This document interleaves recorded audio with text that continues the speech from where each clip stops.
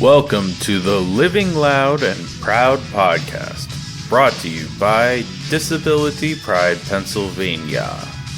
If you need a link to the transcript for this episode, please visit our accessible website at www.disabilitypridepa.org/podcast. And now, here is your host. Hi, everyone. This is Vicki. I'm the founder and executive director for Disability Pride Pennsylvania. Thank you for catching our next episode of the Living Loud and Proud podcast. I'm very excited about our guest today. She is amazing.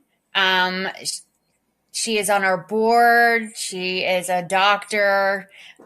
We want to really say welcome to Caroline Davis.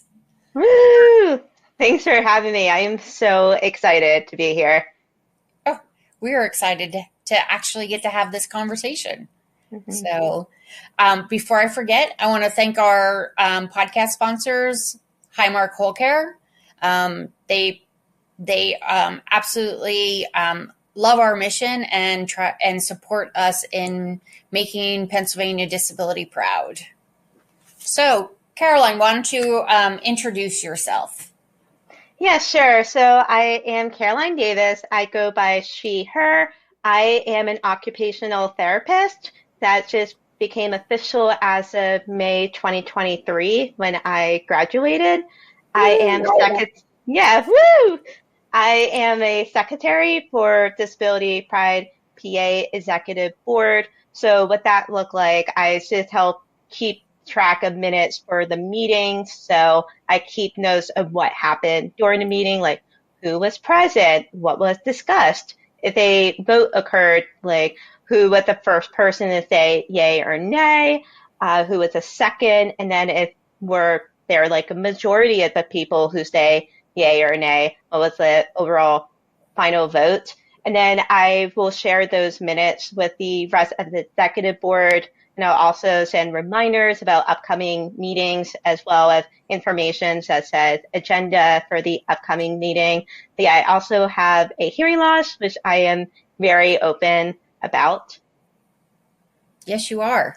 I mean, I love how much I've learned about hearing loss and my own personal hearing loss from you and your experiences. But I also want to point out that is what the secretary's job of the executive board for Disability Pride. But she also is a very good voice, be on the board, new ideas, a younger voice, which is what we always need, is to make sure that we're trying to figure out what is going on in all different types of spaces. And her and I both live with hearing loss. So we have a lot in common that way. And I just want to make sure that people don't think that you're just like the secretary taking notes, but you're actually an integral part of the board and the decisions that get made. So tell me how you got involved with Disability Pride Pennsylvania. Yeah, so first I have to talk about how we first met, actually. So my mother and I, we were invited to the English house because at that time they were inviting participants to preview their apartment setup with a focus on citizens with disability. So we all got to go into this sort of simulation of the apartment. I remember the example they had was a mirror set up above the stovetop, so that way if there were a person in a wheelchair, they could just roll up to the stovetop and they can use the mirror to look up and check like how their cooking is going, because they may not be able to look over and see how it is. But while we were waiting to provide feedback, we were able to chat, get to know each other more. That's how I knew you were involved with the Disability Pride PA. And then this was early 2020, so then COVID happened. I remember you guys were going to have your 30th anniversary of the signing of the ADA, and unfortunately that had to be held virtually. But I remember Clark, who is my younger brother, he also had a hearing loss, and we were invited to talk about our experiences with assistive technology as young adults with hearing loss. So we got to share experiences with, like, say, using the FM, which is a transmitter microphone in which teacher used in the school. We also talk about assistive technology we might have used outside of school. Like, I know Clark talked about his experience using that kind of technology in ice hockey. So that was really cool getting to do that because there were so many people from around the world who tuned in. Like, I remember someone from India was just casually in the Zoom room. So that was a really cool experience. And then I did get to attend a Disability Pride celebration over the summer of 2020 with my mom and a few friends. And that was a really amazing experience seeing that in person and meeting others with diverse disabilities. It really felt like a whole community coming together. So that was really awesome getting to see that. And then sometime after, I was invited to join the Disability Pride Planning Committee. So it's just helping discuss like at the upcoming event. I know we were having conversations like what games should we provide for the Disability Pride event. I remember I was able to provide some accessible game ideas. That was really nice getting to hear different opinions and voices about what to provide for the event. And then you actually invited me to speak at the flag raising event last year. And this was after I graduated from OT school. So I was just officially Dr. Caroline, and I got to share then what is disability pride to me. And that was really nice, just like hearing other people talk about their experiences, like what disability pride is to them. And then I was then invited by you to apply for the Disability Pride Executive Board, and I found out the day of the Disability Pride Philly 2023, where I was also a guest speaker, that I was accepted into the Executive Board. So that was overall a really exciting day. Yeah. Yeah. Yeah. I mean, it's been such a journey. I feel like I have known you and your family for so long. Mm-hmm. And when you look at the time frame, it's like we've done so many things, mm-hmm. like, your mom and I are totally hooked on Halloween. Yes. So we bond very well over that. But it's also, all of the different things. You all got me involved with the Walk for Hearing, mm-hmm. And what that looks like. And I just, I was so excited to get you to come and speak at the flag raising as Dr. Caroline Davis. And I always try and make sure I tell people I'm like Dr. Caroline. And because it's a huge feat, It is. It's not easy. It takes up a lot of your time. But it, obviously you love what you're doing. Mm-hmm. And I love how you've leaned into your disability experience and deciding where your career path wanted to go. Mm-hmm. So that I really love. I do, I have obviously done that with the disability pride stuff that I do. So I feel like that is something that we do together very well. And I think we're examples of how folks can do what they want to do and how they figure out their own way to be a part of the community, even though mm-hmm. they are already, but where they fit in their choices. Mm-hmm. So I think that that's super exciting. So can you tell us a little more about your hearing loss story? Yes. So I was born in 1996. So this was around the time that it wasn't really often that they do a hearing test after you were born. So I wasn't properly diagnosed with the bilateral to moderate hearing loss until I was just about to turn 3. My parents knew something was up because I was barely talking. I was barely responding to when they were trying to talk to me, but they have tried taking me to doctors. And could I have an older brother? The doctors would just tell them, oh, she has an older brother. She's just used to him talking for her.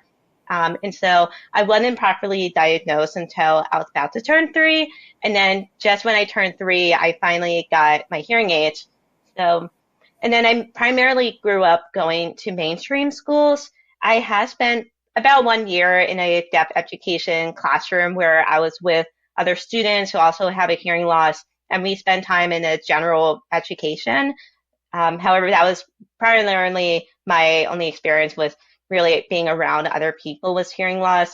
So growing up, I mainly had hearing friends, and so I have felt isolated at times, being in big group settings, because it can be hard to follow the conversation at times. And I remember when I was younger, wishing I was hearing just so I wasn't feeling those barriers as much. But then going into my junior year, the summer of, I got to go to Explore Your Future camp at Rochester Institute of Technology, or RIT, because they had the National Technical Institute for the Deaf, or NTID, where it was a college for programs such as like interpreting and deaf education, but it was also for students with hearing loss to go and attend to get their education. So they held summer camps for upcoming high school junior and seniors, and their goal was to help those students maybe narrow down what they want to study in college, as well as gain a real life experience of being in a college setting.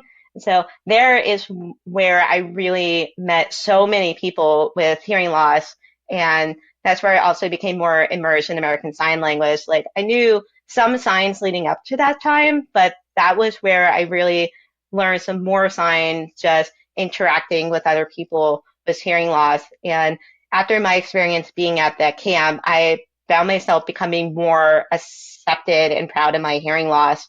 And then I ended up going to RIT for college as a cross-register student. So what that looks like is, because of my hearing loss, my application first went to NTID just to look over my application, see if everything looked good, if I can go straight to RIT, not having to go through NTID. And so it seemed like I was good to go, because I found out that I was accepted at RIT, which was awesome. And so there I found myself more involved and educated about the deaf community. And there again, I just became more proud of my hearing loss. And now I see it more as a benefit rather than a barrier. And I wouldn't change it for the world. And I'm especially so glad to be part of the deaf and the hard of hearing community. Oh, absolutely. I mean, that's, it's learning how you're proud of who you are with what you got, Mm-hmm. I mean, that's me. I live with multiple disabilities, but people always ask me, they're like, well, I don't really see you as somebody who has hearing loss. And I was Mm-hmm. like, you have no idea what I do every day to try and make sure that I can hear what everybody else is doing. Right. I was like, it is a struggle, and it is mentally like draining at sometimes, Yeah, exactly. And it's just people need to be once you start to really like lean in and like learning more about your community. I honestly don't know anybody who's like, oh, I don't want to be a part of that. Mm-hmm. The disability community has such a rich history, and we have so many accomplishments that, we should be celebrating more and more, Mm-hmm. and I just find that I'm, of course, because I do live with hearing loss, I am deaf in my left ear, and I have hearing loss in my right. So it is a very, sometimes a very tricky world. Yeah. But it's so interesting because I love home improvement shows. Right. It's the idea of what I could do when I could get my own place. And Sunday night, I went on and they had, it was like Celebrity IOU or something like that, where the Property Brothers work with a celebrity to do something for somebody they know. And it just Oh, so happens that Sunday night, the celebrity was Marley Maitland. no way. Yes. And they were doing a backyard renovation for a friend who was deaf, Oh. and their daughters were hard of hearing. And I learned so much during that. It was like, make sure things are rounded and, Hmm. try to make your tables rounded because it's more deaf friendly, and how sitting campfire style is the best way to think about how to do things. Hmm. And it was just amazing to me of how all of that is, and how I love how proud she is and how she is very boisterous about who she is, how she has, her culture and everything. So sorry. Well, off on a tangent. No, But that is amazing. I just thought it was so interesting that we're having this conversation and I just watched this, which totally made my mind think at being in our center now of Mhm. how I want to make it feel more round for folks. So very exciting. Yeah, that So, is. so I know, getting back to our subjects, because I could go off. Um, so you used to play ice hockey. That is correct. Tell me how that is with living with hearing loss. Yeah, so I remember when I first started playing, that was when I had more like big hearing aids. So unfortunately, I couldn't wear the hearing aids underneath my helmet.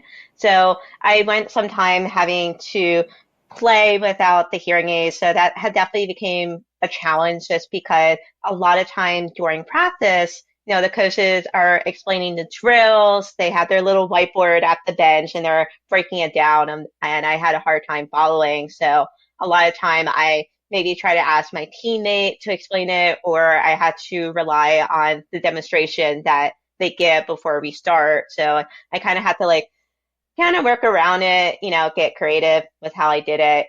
And I know, especially when I'm out on the ice, we can only play for like a max 1 minute because we're skating so much is get exhausting right away. So we have to make sure to get off the ice to give ourselves a break, allow our teammates to get out there and play. So a lot of times I like don't hear my coach, my teammates trying to yell at me to get off the ice. So a lot of time I have to kind of remind myself to look over at the bench, see if they're trying to, wave me over, or I kind of just listen to my body like, okay, I'm done. I'm getting off the ice.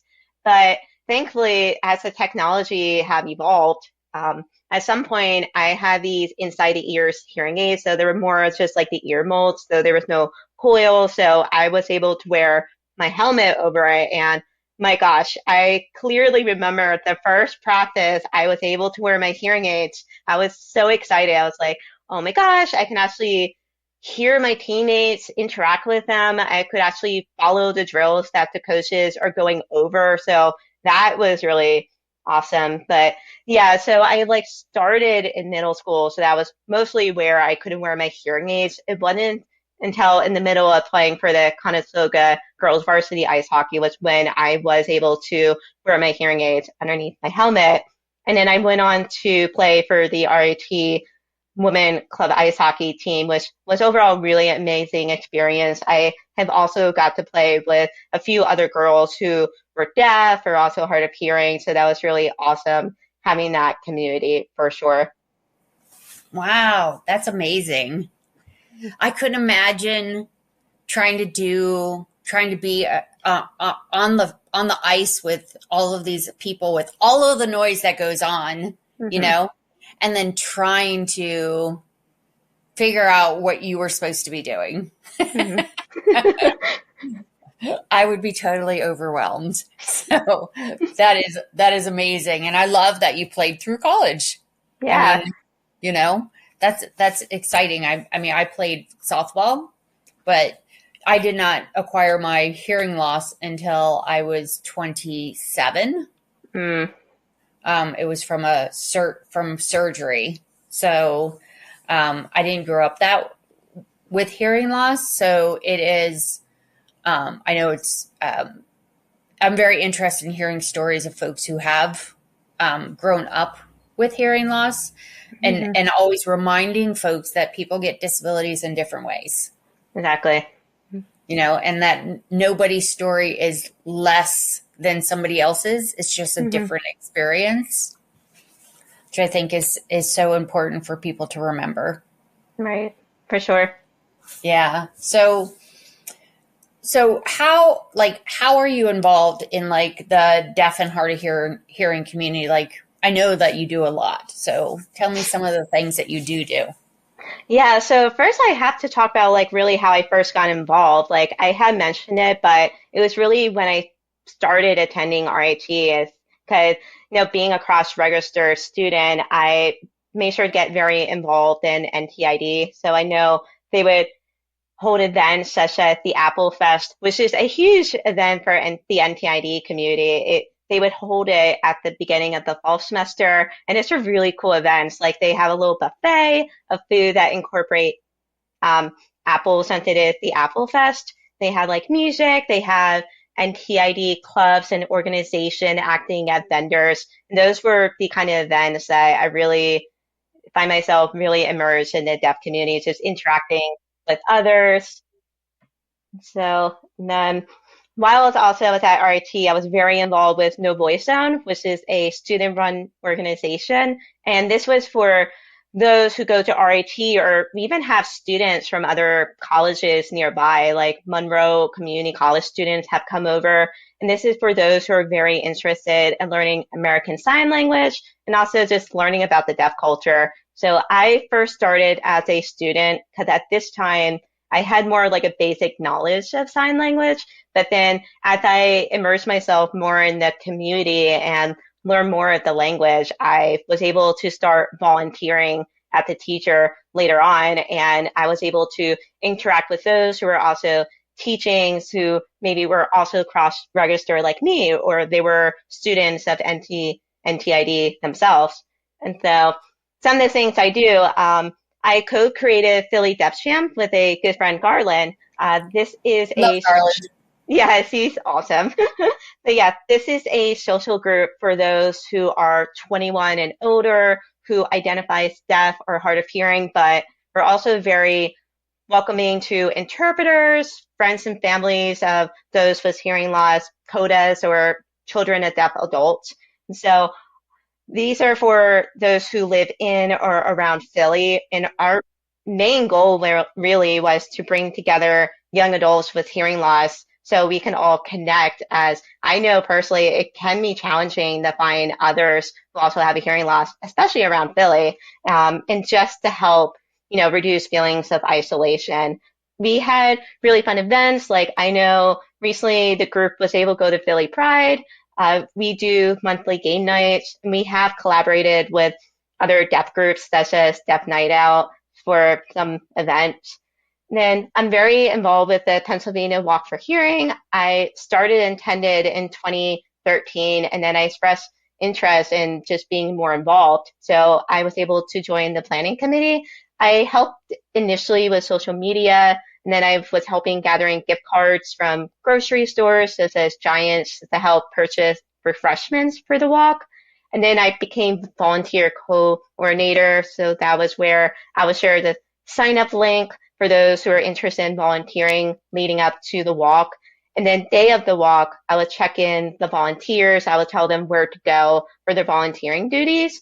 And then really exciting, I recently became co-chairperson of the refreshment committee. So I would oversee like securing refreshment for the day of the walk, such as soft pretzels and beverages, and just organizing the refreshment to make sure the attendees are able to get them at the events. But yeah, it's definitely another good way for me to get involved because we get like so many people, and especially with different stories about their hearing loss. So it's really cool just getting to interact with them.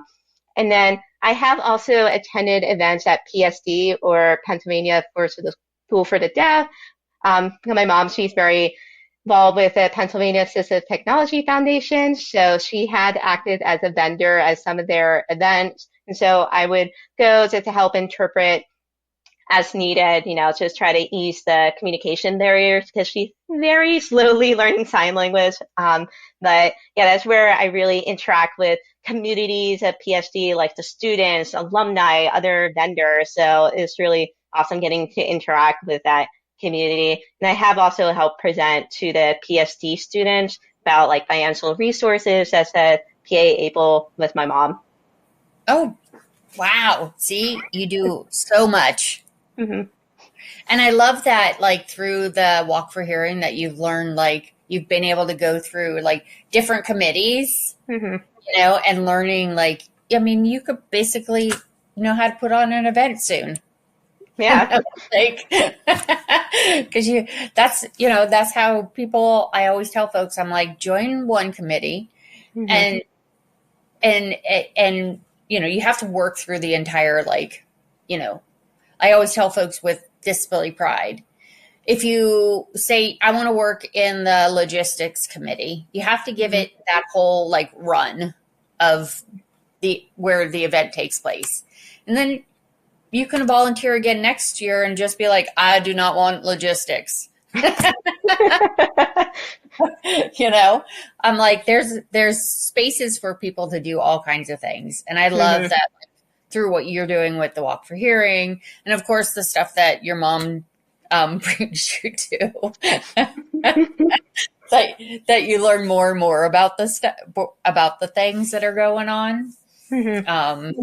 That's always what how I run most of the Disability Pride events that go on across the state. Is finding little committees and the area where people are and being like, hey, these are the things we need to get accomplished. And I always head up the logistics committee because it includes fundraising, which of course is nobody's favorite thing to do except for mine.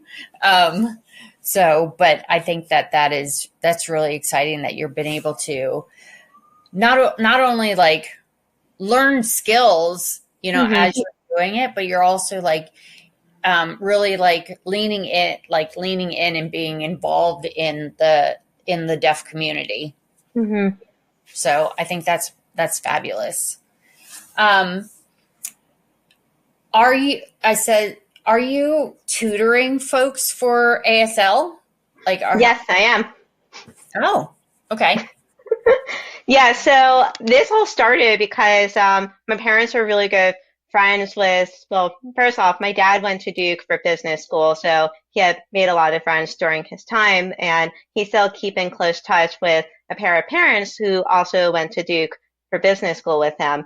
And so the mom one day reached out to my mom, like, hey, my daughter is very interested in learning sign language. Do you know anyone? Can you recommend anyone who can tutor her? And then my mom's like, Caroline. So I was able to get roped in. So I started tutoring this young woman who was going into her sophomore year of high school. And her story is really interesting. It's just so nice watching her grow. But so she was diagnosed with hearing loss for some time. However, she was refusing to get hearing aids. I think it was just because of the fear of being stigmatized, as hearing loss. But so as we had met for a longer period of time, tutoring her in not only American Sign Language, but deaf culture, because I think that is so important to learn about the deaf history and, learning so much about the deaf community.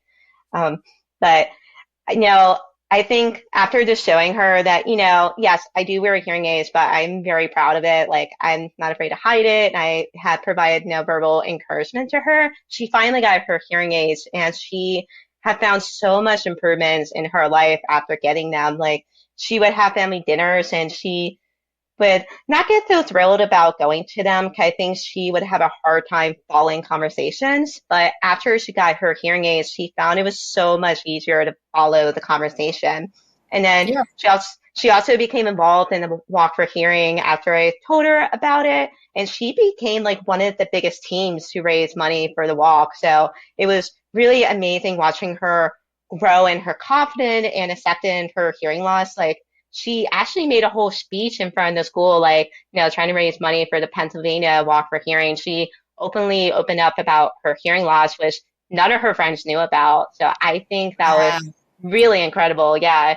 And she actually just recently finished her senior internship at the PSD. She was kind of like an assistant for the preschool program.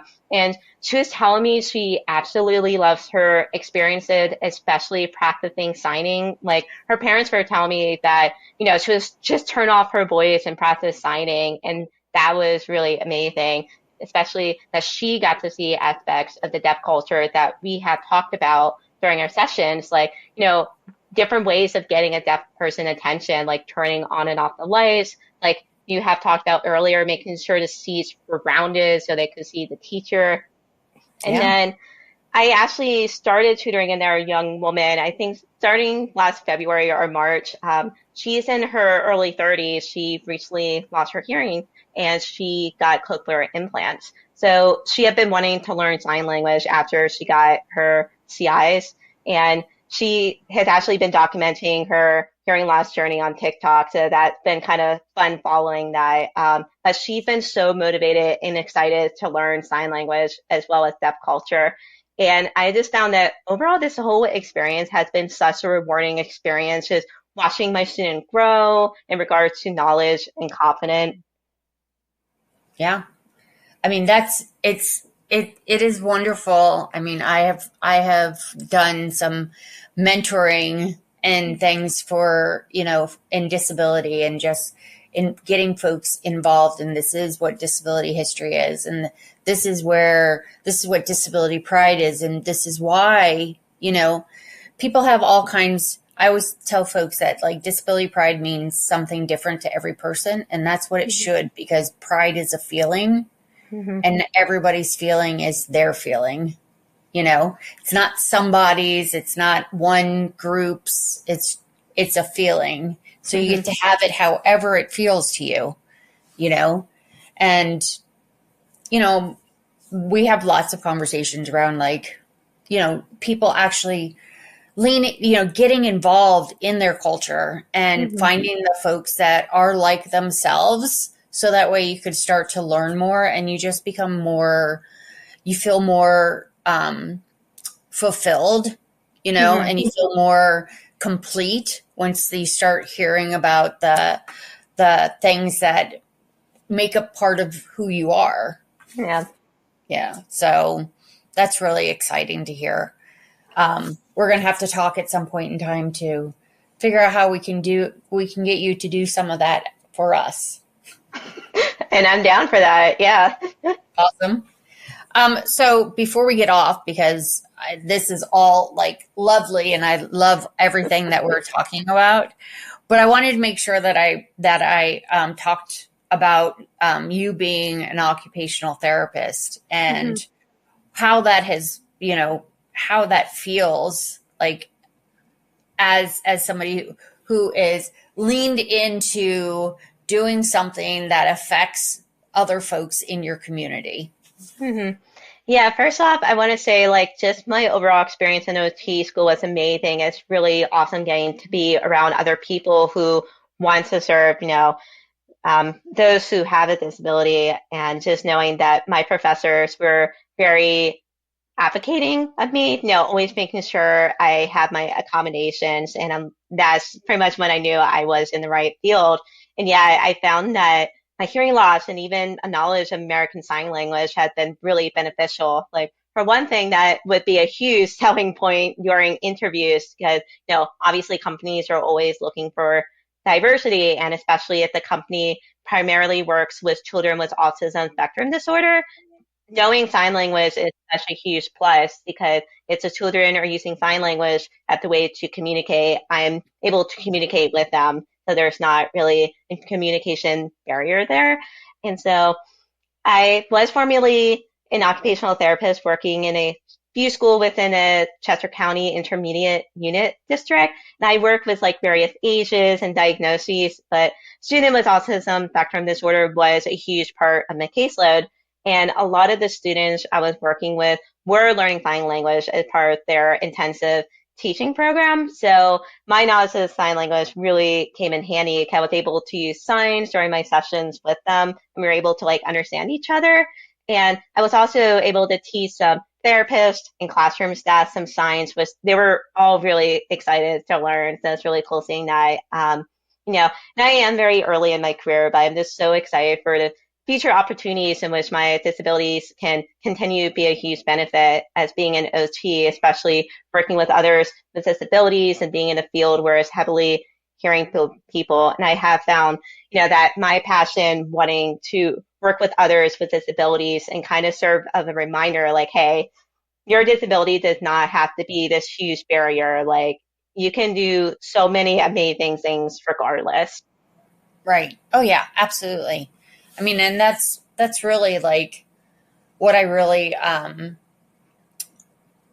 appreciate. Like, you're doing something that you love, and you're immersing yourself in not only more of your culture, but like the deaf and hard of hearing culture, but the disability community. And you're all, and you're educating others around. So because to me, I think ASL should be taught. It should be an option to be taught in all schools. Agreed. As the other language. And of course, like, back in the day when I was young, businesses and stuff, they were like, oh, do you speak Spanish? Like, that was like this thing. Like, it was like you were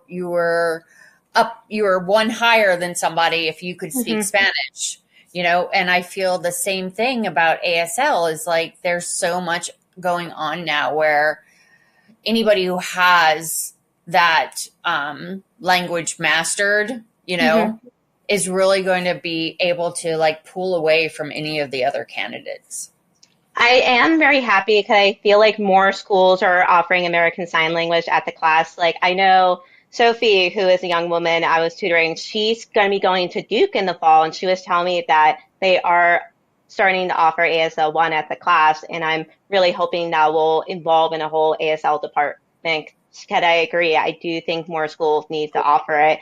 And it's exciting but sad at the same time. I remember when I went to Conestoga High School, I wanted to take sign language as a language class. However, you have to meet a language requirement for high school graduation, and they weren't offering sign language at the time, and they didn't accept like independent study. They're like, no, you have to take an actual language class to satisfy the requirements. Like, oh, okay. So I took Spanish for 3 years, but then just as I was graduating, I found out they were finally starting to offer ASL 1 as an online class option. Like, man, that could not have been an option sooner.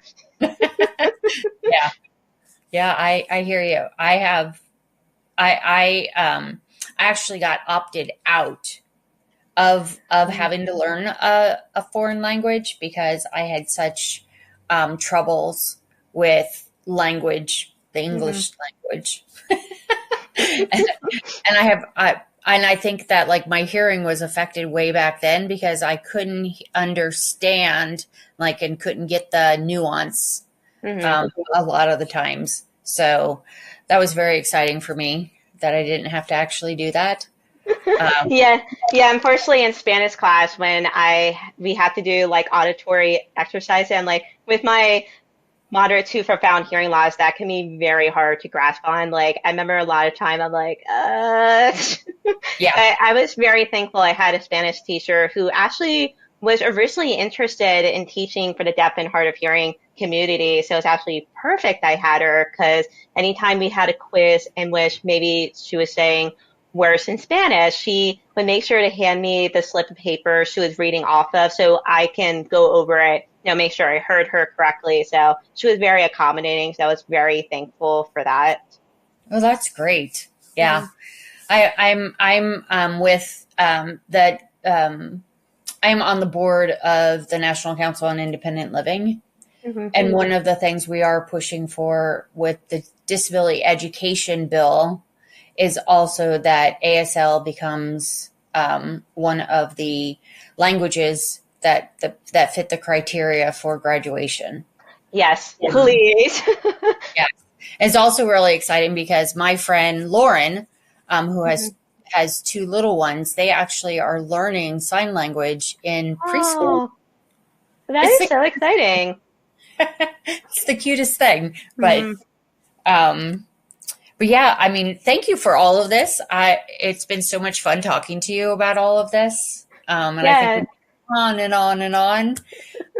But I do think that there's opportunities to come back and do some more. And I also think that there's some things that you really bring to the table where we could utilize that in a bunch of our work and Hmm. trying to help us be more deaf friendly, because even though I have hearing loss, it's my experience and not everybody's. Hmm. So I really appreciate all of that you do, and that what you're going to bring to the table with being on the board and being in the community. So I want to thank you again for coming on today and talking to me. And I also want to make sure that I thank everybody for leaning in today, listening to our podcast. I hope you learned something.